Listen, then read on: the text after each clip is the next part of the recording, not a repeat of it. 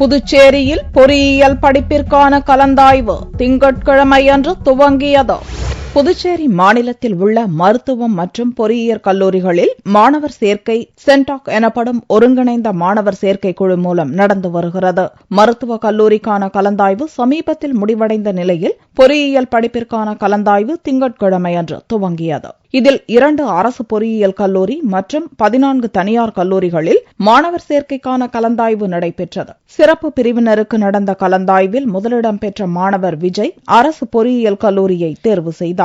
என்னோட total score 1160 cut off 195.33. நான் பெக்ல BTech mechanical course கேட்டேன், கிடைச்சிருச்சு. எக்ஸர்விஸ்மேன் கேட்டகரியில ஃபர்ஸ்ட் மெரிட் நம்பர் 1ல இருக்கு. 3000 இடங்களை நிரப்புவதற்கு 5228 மாணவர்களுக்கு அழைப்பு கடிதம் அனுப்பப்பட்டுள்ளது என்பது குறிப்பிடத்தக்கது.